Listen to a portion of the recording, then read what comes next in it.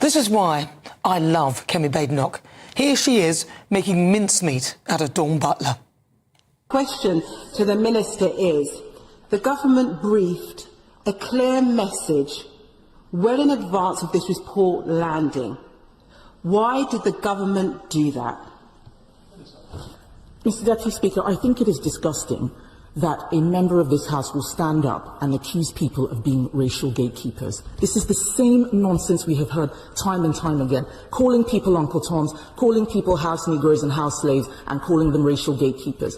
The fact that she is able to stand here and use that phrase without any shame whatsoever just shows how far the Labour Party has fallen. Now, instead of seeing Kemi Badenoch leading the Tory party as a mark of success and real progress in race relations, out come the usual suspects to peddle their grift. The likes of Dawn Butler out there reminding us where our place as black people should in their eyes be and what real black people should be thinking. Yesterday, just before the new Tory party leader was elected, Dawn Butler, Labour MP for Brent East, shared a social media post accusing Kemi Badenoch of representing white supremacy in blackface. Dawn appeared to endorse comments which also referred to Mrs Badenoch's election as a victory for racism. The main tweet included 7 rules of surviving Kemi Badenoch victory, and it read, "Today, the most prominent member of white supremacy's black collaborator class is likely to be made leader of the Conservative Party. Here are some handy tips for surviving the immediate surge of Badenochism, i.e. white supremacy in blackface." Of course, a victory for Kemi Badenoch is an obvious, unprecedented and once inconceivable victory for racism. Of course, Dawn has since undone the repost and it is no longer on her profile on X. But how racist is that? So no sooner had I pointed out yesterday that black people are not a homogenous group who all think the same thing, and Kemi Badenoch's victory is a showcase for that, a load of people, mainly black, who want to reinforce a narrative of oppression emerged to remind me that we are victims. Although, if oppression means heading up the second biggest political party, or, in the case of David Lammy, holding one of the highest offices of the land, then I'll gladly take it.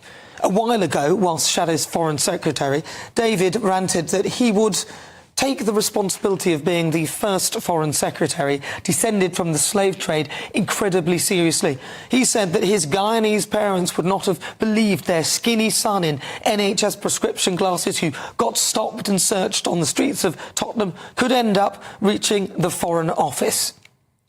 But all that proves is that had his ancestors not been brought here, he wouldn't even be in this country to hold such a high office. I mean, what would he be doing in Guyana? As perverse as it seems, he's got the slave trade to thank for being here in the first place. Nobody's saying the trade was a good thing, but it certainly doesn't appear to have harmed David's life chances. But in the case of Dawn Butler, you literally cannot win. Unless, of course, you play the victim. It's almost as though she enjoys it. Why wouldn't you want to be judged by the content of your character rather than the colour of your skin and move towards a colourblind society where being a different colour is merely just a statement of fact, a description with no other assumptions? It seems those who dare step outside their lane are deemed blackface and playing along to their white supremacist masters. Well, I'm sick to my back teeth of it. It's ridiculous. Africa is a continent full of mainly black people from different countries. Imagine if I were to expect all white people in Europe to think the same thing. Whilst the majority of black people are wonderful, sadly, the most racism I have personally encountered these days is from black people. I'm often called a coconut or an Oreo, as if there is only one way to be black, and it's theirs. Otherwise, my words cannot be my words, and someone is pulling my strings and writing the script. Rather than celebrate just how non-racist the UK is, the likes of Dawn Butler are, in my view, desperately trying to cling on to the past. So to be clear, Dawn, I wrote this all by myself. No white puppet master is pulling my strings. I choose to use my platform to promote unity rather than division. I don't even think she can see it. Nobody is denying racism exists, but sadly, it comes from people like you, Dawn. Stick that in your pipe and smoke it.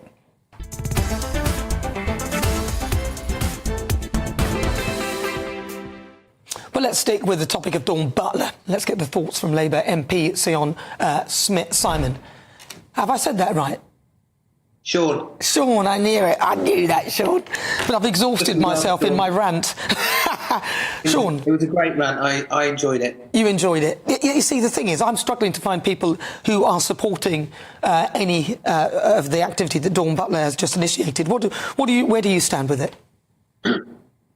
So I think it was a rude and foolish thing for whoever wrote that tweet to have written. It was clearly wrong for Dawn to have retweeted it.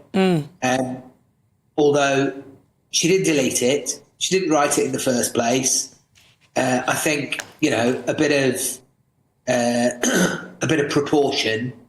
Like a lot of people retweet a lot of things all the time, and I think Dawn's one of them. I don't think it's okay to say that.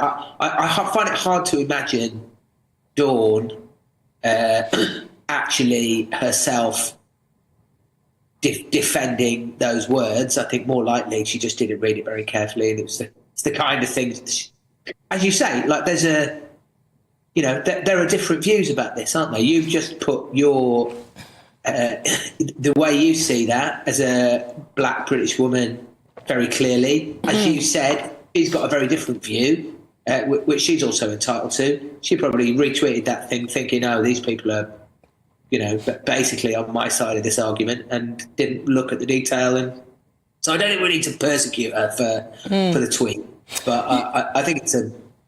the person who, and I'm not going to say his name because I'm not going to give him any publicity whatsoever, but he has said nasty things about me as well. I think one time there was a vat of cockroaches, and then he said that's Nana Akua sort of thing, and there was these cockroaches on the fire. Look, he is notorious. That's not acceptable. It's unacceptable. Okay. But this person is notorious for that kind of comment, and Dawn Butler, they're morphing into the same people, but Dawn Butler is no fool when it comes to this. She knows that this person is often tweeting stuff like that. She couldn't not possibly know. So it's absurd that she would say white supremacy in blackface. That's what she said. Do you think it's acceptable for our political leaders to be speaking like this? And do you think perhaps they should be looking at removing the whip for this? Because it's racism. I mean, as I say, she didn't actually say that herself. She deleted it pretty quickly. She hasn't in any way defended it. I think it's, in all those circumstances, I think it's reasonable to say, okay, she's recognised that was a mistake and move on from it. It's not as though she stood behind it. Well, she's notorious for this, though, isn't she? I mean, even the clip that I showed... She's clearly got a very different view to you. And, I thought, you put your perspective on it, clearly and very well, very, very persuasive. But as you acknowledge in the way that you talk about it, now there is another perspective of black British people who see it differently. Surely the point that I agree with you about is that both sides of that argument should be having a debate in a civilised and decent way, and shouldn't be resorting to abuse and calling like that. And Dawn shouldn't be retweeting it. We used to be mates, me and Dawn, a long time ago when we went into Parliament at the same time, and we've lost touch in recent years. But Dawn's not a bad person. I don't think she's a bad person. Well, I'm going to judge her on the content of her character, and from what I can see, she doesn't seem to me a very nice person at all. Sean Simon, thank you very much for joining me. Much appreciate your perspective.